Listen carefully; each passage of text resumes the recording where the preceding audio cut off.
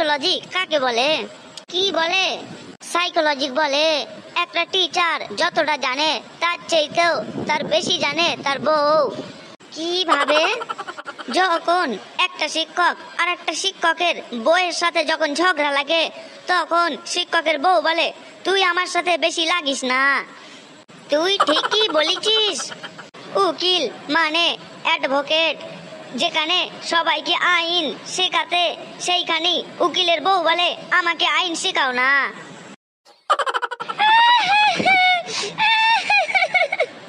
আরে পুচকে, তুই কাঁদছিস কেন রে? হ্যাঁ পুচকে, তোর কি হলো রে? তুই কান্না করছিস কেন? আর বলিস না রে ভাই, আমার ভবিষ্যৎ ভালো হবে বলে আমি একটা অস্ট্রেলিয়ার কাছে গিয়েছিলাম। আমি যেন ফিউচারে অনেক বড় হতে পারি, অনেক অনেক টাকা ইনকাম করতে পারি, তার জন্য ওই অস্ট্রেলিয়ারটা আমাকে একটা সুতো দিয়েছিল আর বলেছিল ওই সুতোটা একটা গাছের মধ্যে বেঁধে দিতে। আরে কান্না করছিস কেন? বল বল, তারপর কি হলো? কিন্তু সকালে উঠে দেখছি ওই গাছটা নাকি পৌরসভার লোক এসে কেটে দিয়েছে। উপরালা যা করে ভালোর জন্যই করে। তুই একা একা অত বড় হয়ে যাবে আর আমরা এদিকে বসে কি আঙুল চুষবো? ভালোই হয়েছে, পৌরসভার লোক গাছটা কেটে নিয়ে চলে গেছে। এই ফুসকে, তুই একদম কোনো টেনশন করিস না, ওই সবে কোনো বিশ্বাস করতে নেই, ওই সবগুলোতেই কোনো কাজ হয় না।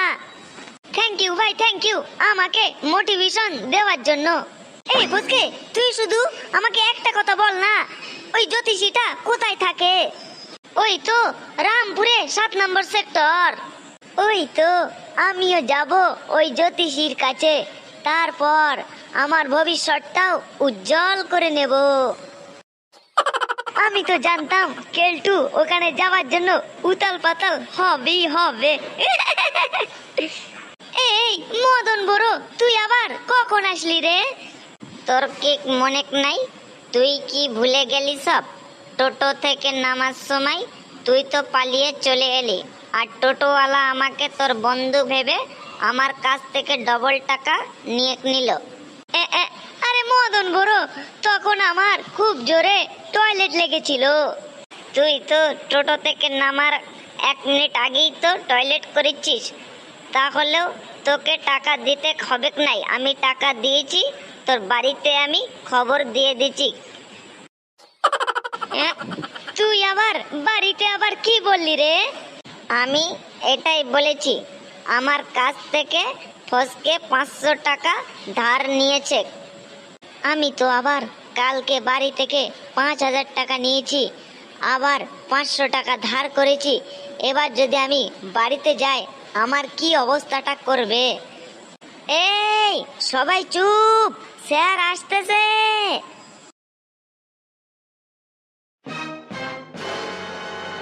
Good morning sir. Good morning sir. Good morning sir. Sir good morning sir, good morning sir. আমার তরফ থেকেও good morning sir, good morning. Good morning sir. এই কেলটু, তুই দাঁড়া তোরে। বলুন স্যার। তোর ওটা গুড মর্নিং বলার কোন ধরন রে? Sorry sir. আরে কেলটু, তুই বলতো সরি বলার মানে কি? সরি বলার মানে আমার ভুল হয়ে গেছে স্যার। সরি মানে আমার ভুল হয়ে গেছে, তাই না? আরে কেলটু, সরি মানে হলো আমাকে ক্ষমা করে দিন। স্যার সরি মানে আমাকে ক্ষমা করে দিন। তুই এসব মানে কোথা থেকে পাস রে? স্যার ফসকে বলল। না স্যার, আপনার দিব্যি দিয়ে বলছি, আমি বলিনি। চুপ। এই ফসকে, তুই দাঁড়া। তুই বলতো রে, ওজন স্তরে হোল মানে ফুটো হবার কারণ কি? সরি স্যার, আমি কোনো ফুটো দেখতে চাইনি। কোথায় কে ফুটো করছে আর কে কি করছে ওটা আমার দেখার দায়িত্ব না স্যার। তবে স্যার এইটা সত্য যে আমি কোনো ফুটো করতে যাইনি। আমার তো মনে হয় স্যার খোকা নয় তো বল্টুই করেছে।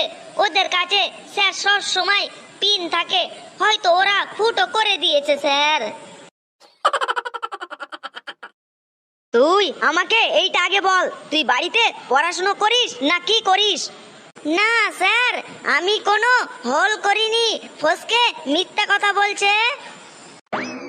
এ তো দেখছি আরো একটা মস্ত গাধা।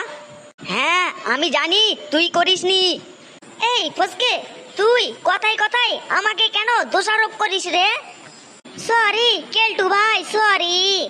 স্যার আমি বলবো ওজনের স্তর ফুটো হওয়ার কারণ কি? বল খোকা, তুই বল।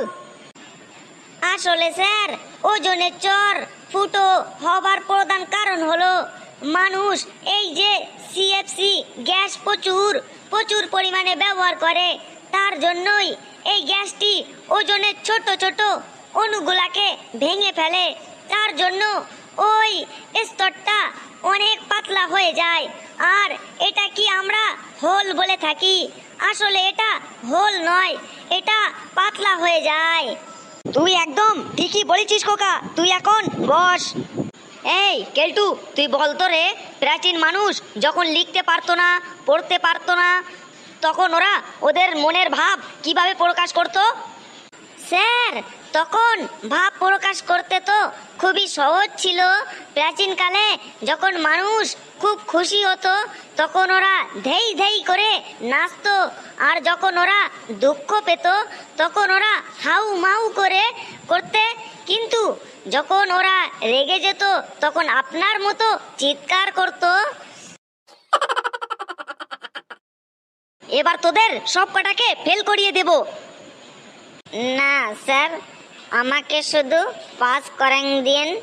তুইও তো এদের সাথে মিশে মিশে বড্ড স্যাঁচরামো হয়ে গেছিস। এই কেলটু, তোকে আমি গার্জেন কল করালাম, কালকে তুই গার্জেন নিয়ে আসবি। না স্যার, ভুল হয়ে গেছে, আজকের মতো আমাকে মাফ করে দেন, আর কোনোদিন এই ভুল হবে না স্যার। তুই যতই হাত জড়াজড়ি করিস না কেন ও কান্নাকাটি করিস না কেন, তোকে আমি গার্জেন কল করেছি গেলে কালকে তোর গার্জেন নিয়ে আসতেই হবে। আর তুই যদি গার্জেন না নিয়ে আসিস তাহলে তোকে আমি এবার ফেল করিয়েই দেব। একদম স্যার, একদম ঠিকই করেছেন, যে পড়াশোনা করতে পারবে না তাকে গার্জেন কল করাতে হবে স্যার। আরে ফসকে, তুইও কিন্তু বেশি পটর পটর করছিস। তোকে আমি এবার কোশ্চেন জিজ্ঞাসা করব, তুই যদি প্রশ্নের উত্তর না দিতে পারিস তাহলে তোকেও আমি গার্জেন কল করব। ধরেন স্যার ধরেন, কিন্তু একটু সহজ সহজ ধরবেন স্যার, ধরবেন। তুই বল, তৃতীয় বিশ্বযুদ্ধ হলে এর ফল কি হবে? আরে ফসকে, এবার তোর গার্জেন কল পাক্কা হবে রে। স্যার তৃতীয় বিশ্বযুদ্ধ হলে আমার তো মনে হয় যেসব ইসলামিক পড়াশোনা করে হয়তো ছেড়ে দিবে। কেন কেন, ওরা আবার পড়াশোনা ছেড়ে দেবে কেন? কারণ তো স্যার, যতগুলো যুদ্ধ হচ্ছে তত বেশি বেশি করে পড়াশোনা চ্যাপ্টার বেড়েই যাচ্ছে। আবার যদি তৃতীয় বিশ্বযুদ্ধ হয় তাহলে তো স্যার ইতিহাসের পাতায় আরো একটা চ্যাপ্টার যুক্ত হয়ে যাবে। তখন স্যার ছাত্রগুলো যে একটু পড়তো সেটাও বন্ধ করে দেবে। তার জন্যই স্যার, যদি তৃতীয় বিশ্বযুদ্ধ হয় তাহলে তার ফলে ছাত্রদের পড়াশুনো মানে ছাত্রদের ভবিষ্যৎ নষ্ট হয়ে যাবে। এইদিকে পুরো দুনিয়া অন্ধকার, এইদিকে ওর কোনো খেয়াল নেই। তোরও গার্জেন কল করালাম, কালকে তুইও গার্জেন নিয়ে আসবি। তুইও যদি গার্জেন না নিয়ে আসিস তাহলে তোকে আমি এবার পরীক্ষায় বসতেই দেব না। তোরা সবাই মন দিয়ে শোন, আজকে তোদের আমি আর ক্লাস নেব না, আজকে আমি চলে গেলাম। কালকে তোরা ভালোভাবে পড়াশোনা করে আসিস। হ্যালো বন্ধুরা, ভিডিওটি কেমন লাগলো কমেন্ট করে জানিয়ে দিন। আর ভিডিওটি ভালো লেগে থাকলে সাবস্ক্রাইব করে বেল আইকন বাজিয়ে আমাদের সঙ্গে থাকুন ও পাশে থাকুন এই রকম নতুন নতুন বিনোদন ভিডিও পেতে।